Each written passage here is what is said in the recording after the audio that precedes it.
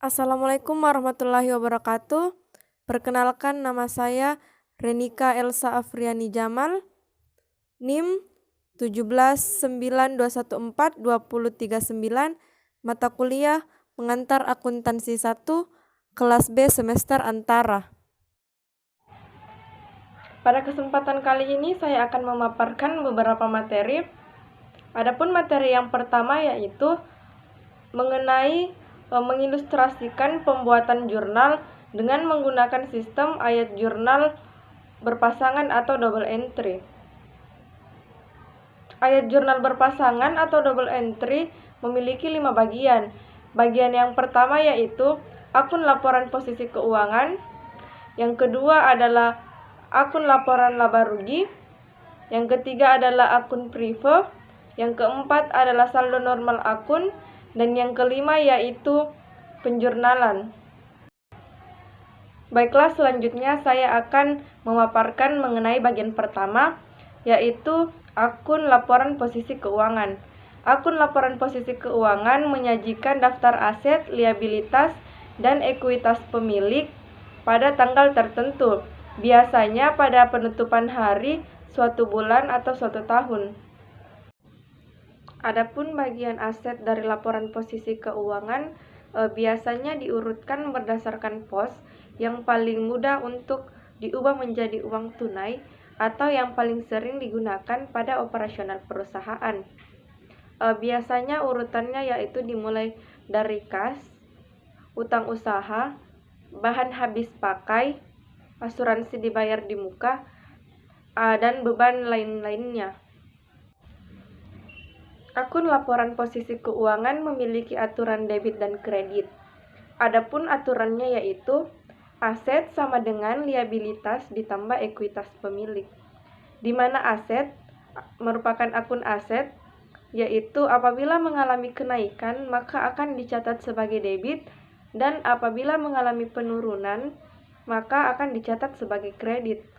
Sedangkan akun liabilitas apabila mengalami penurunan maka akan dicatat sebagai debit, dan apabila mengalami penaikan maka akan dicatat sebagai kredit.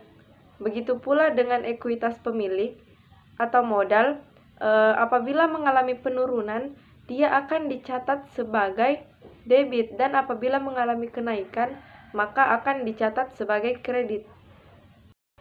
Adapun contoh untuk akun laporan posisi keuangan seperti yang tertera di samping yaitu Cinta-Cita menyetor 25 juta ke dalam rekening atas nama Solusinet. Nah, pada transaksi tersebut terdapat dua akun yang dipengaruhi. Akun yang pertama yaitu akun aset, dan akun yang kedua yaitu akun ekuitas, di mana akun aset tersebut berupa kas dan akun ekuitas tersebut berupa modal pemilik, di mana pada akun kas mengalami penaikan sebesar 25 juta yang dicatat sebagai debit, dan pada akun modal pemilik mengalami kenaikan sebesar 25 juta pula yang dicatat di kredit.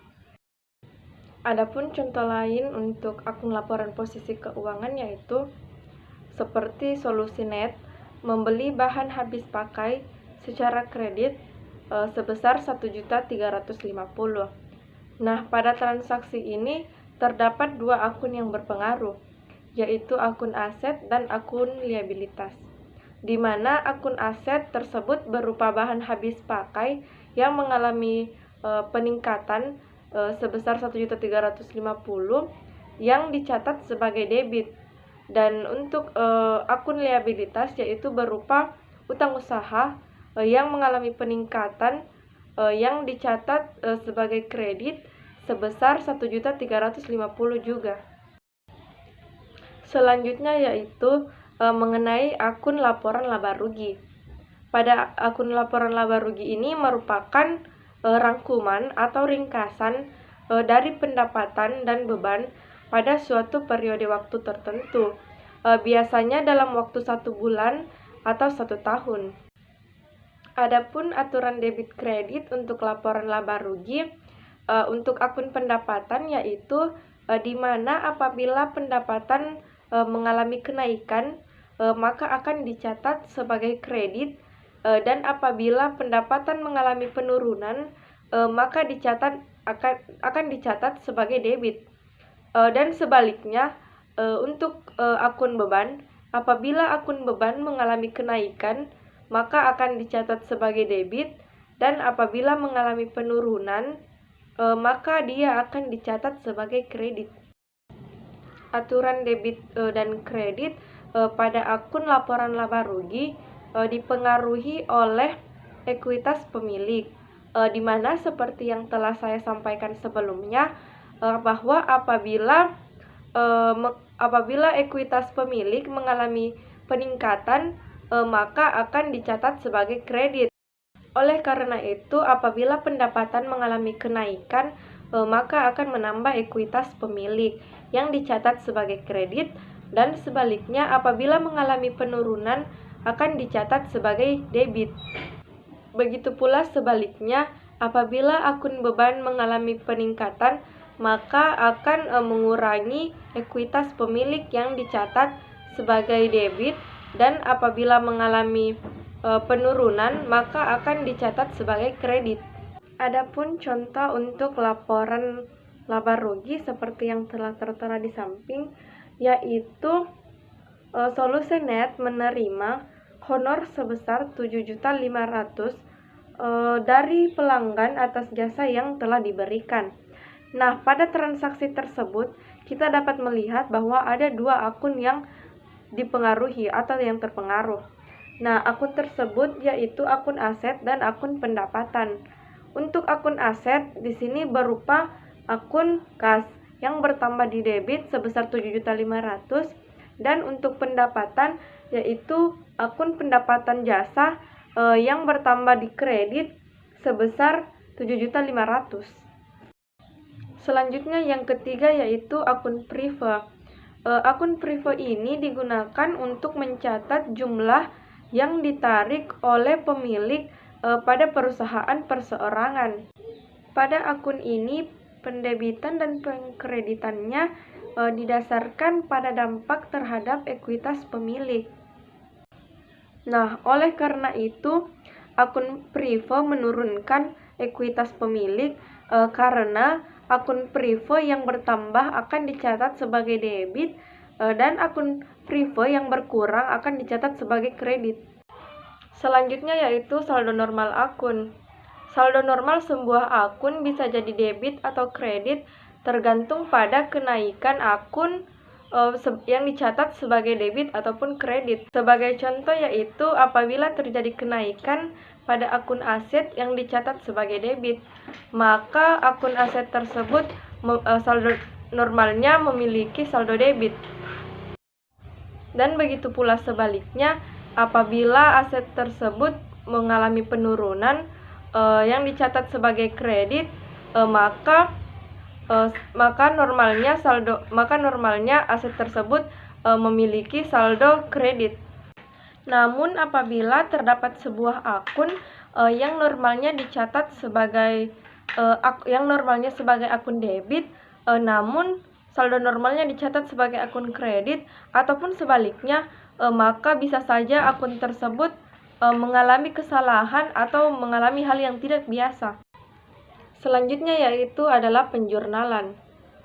Dengan menggunakan aturan debit dan kredit, sebuah transaksi yang awalnya dimasukkan ke dalam catatan yang disebut jurnal. Jurnal itulah yang berfungsi sebagai catatan pada saat terjadi transaksi dan dicatat. Nah, sedangkan penjurnalan itu sendiri merupakan proses pencatatan yang terjadi dalam jurnal. Adapun contoh untuk proses penjurnalan atau memasukkan transaksi ke dalam jurnal dapat kita lihat pada contoh yang di samping, yaitu buatlah ayat jurnal untuk membeli sebuah mobil bekas pada tanggal 3 Juni seharga 42.500.000 dengan membayar 8.500.000 secara tunai dan sisanya secara kredit. Maka dari contoh tersebut kita akan membuat sebuah jurnal. Nah, untuk membuat sebuah jurnal kita harus memisahkan beberapa akun. Nah, yang pertama yaitu kita akan melihat akun kendaraan. Nah, akun kendaraan tersebut mengalami peningkatan atau ditempatkan di debit sebesar 42.500.000. Nah, yang selanjutnya yang berpengaruh yaitu akun kas, di mana akun kas mengalami pengurangan atau penurunan sebesar 8.500.000. Sedangkan yang selanjutnya yaitu berpengaruh kepada akun utang usaha, di mana akun utang usaha tersebut ditempatkan di kredit sebesar 34 juta karena transaksi tersebut dilakukan secara kredit. Untuk mencatat transaksi ke dalam jurnal dibutuhkan beberapa langkah.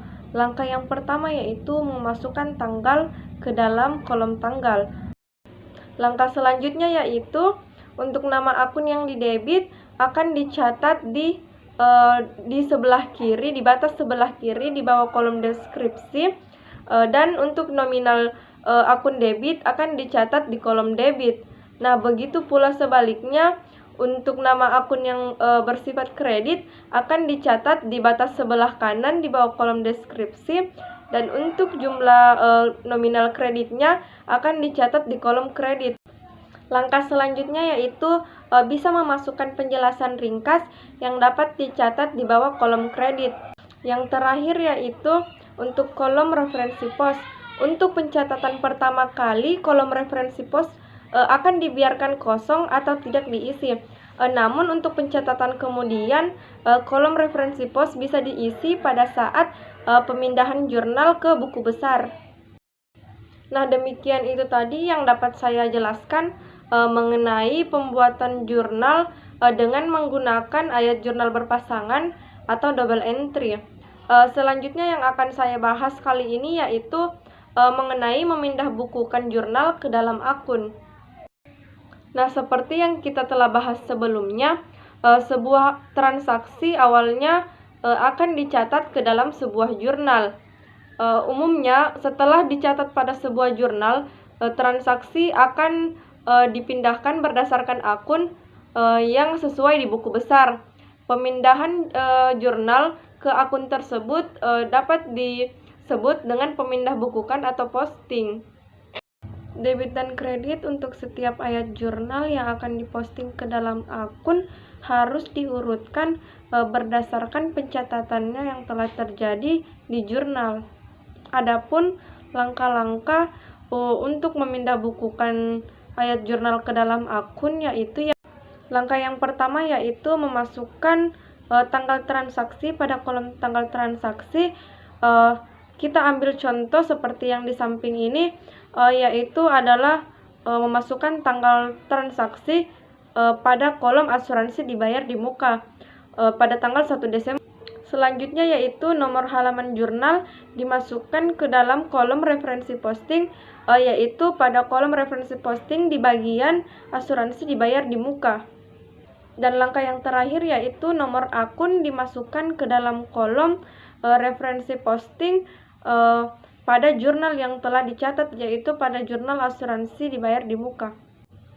Nah, itu dia yang dapat saya sampaikan mengenai memindah bukukan ayat jurnal ke dalam akun. Nah, materi terakhir yang akan saya bahas adalah yaitu mengenai daftar saldo. Daftar saldo yang belum disesuaikan. Daftar saldo yang belum disesuaikan ini berfungsi untuk menyamakan jumlah antara debit dan kredit untuk menemukan suatu kesalahan yang terjadi. Nah, adapun langkah-langkah atau tahapan dalam menyiapkan daftar saldo. Langkah yang pertama yaitu dengan menuliskan nama perusahaan, kemudian disusul dengan menulis laporan daftar saldo, kemudian akan dilanjutkan dengan membuat penyajian dengan mencatat tanggal penyajian. Langkah selanjutnya yaitu menuliskan akun-akun yang terdapat di buku besar dengan memindahkan debit dan kreditnya ke dalam debit dan kredit yang ada di daftar saldo. Langkah selanjutnya yaitu dengan menjumlahkan kredit dan debit yang terdapat di kolom daftar saldo. Nah, untuk langkah yang selanjutnya atau merupakan langkah yang terakhir yaitu dengan memeriksa apakah jumlah yang terdapat di kolom debit dan di kolom kredit sudah memiliki jumlah yang sama atau telah seimbang. Adapun hal yang harus dilakukan apabila daftar saldo tidak seimbang yaitu yang pertama, kita dapat mengecek kembali pada kolom debit dan kredit yang telah dicatat sebelumnya.